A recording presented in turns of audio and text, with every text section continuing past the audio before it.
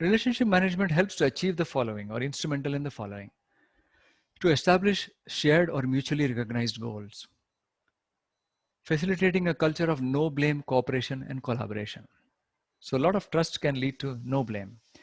Continual learning among and between the teams, how to connect better, how to build the trust, um, what went wrong in the relationship, how both parties can contribute to improving it, being open to suggestions from the other party rather than being defensive for some feedback, setting guidelines and policies for open and transparent communication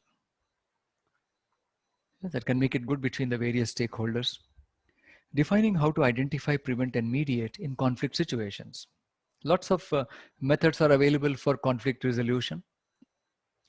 Taking a collaborative approach is the best one most of the times. There may be some situations where a decision may have to be forced by one party on the other, but generally collaboration is a good approach. So for the Axel car hire, in case of Anya, many organizations, including Axel car hire, have professionals dedicated to managing communications and relationship with key stakeholders. However, many managers and leaders misinterpret this to mean that they are not responsible for these activities. I often remind my teams that management and leadership are very public roles. A mentor of mine told me we are all communicating all the time.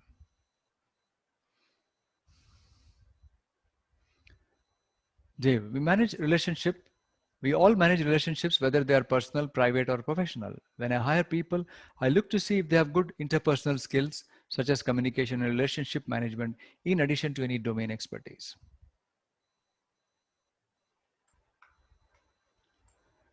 The next capability or quality for digital leaders is education and learning. They need to be continuous education and learning. So education is an ongoing activity and is central to the success of digital organizations. It allows digital leaders to understand the changes occurring in the internal and external environment, identify technology and industry trends, and learn how these may be used to address specific areas in their organization, which means they may not be just attending trainings, they need to be having network and attending conferences, trade shows, etc., to be aware and be educated.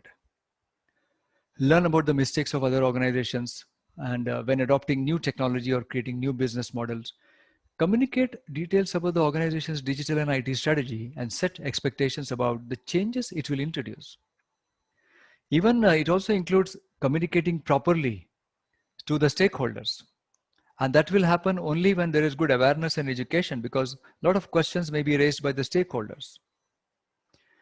Inform stakeholders about the application or use of new technologies, how it will achieve or increase the organization's competitive advantage. There can be a lot of questions about how it is going to help achieve higher levels of enthusiasm for the initiatives identified in the digital and IT strategy across all stakeholders, which means everybody throughout the organization, including external stakeholders, should be motivated.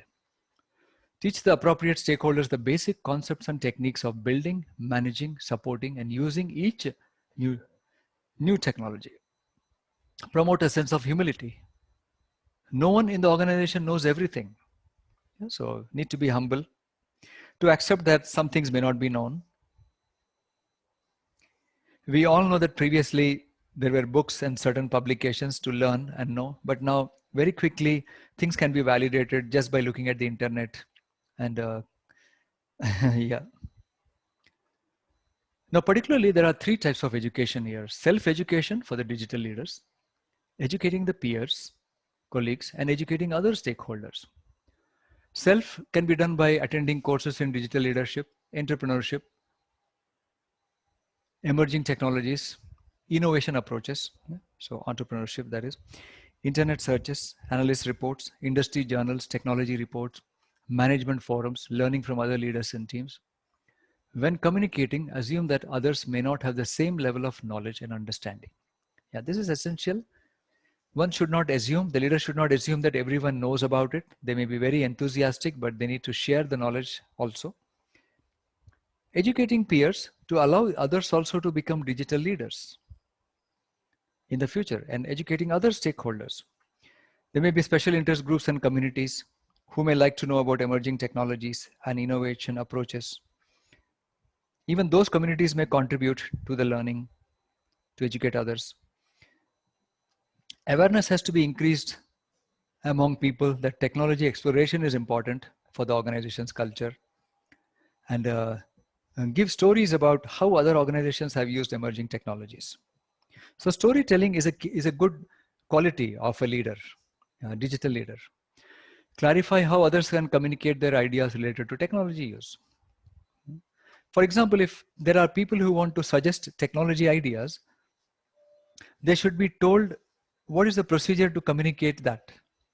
Do they have to write a document, or can they hold a workshop? Can they hold a small lunch and learn lesson, lunch and learn session?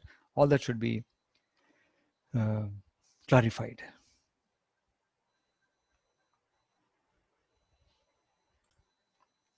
Next is to evaluate the emerging technology or trends. This is an important one which can be challenging because there are some organizations who want to become early adopter. Then how do they do that? How do they decide to become early adopter? And some take or late reaction organizations. So that one is coming up afterwards in another section. But here is just an overview. Digital leaders need to evaluate technology and trends from opportunity and threat perspectives to the organization. What are the risks of using that technology? Which is common sense. This requires an in-depth understanding of the organization's current architecture, which components might be impacted.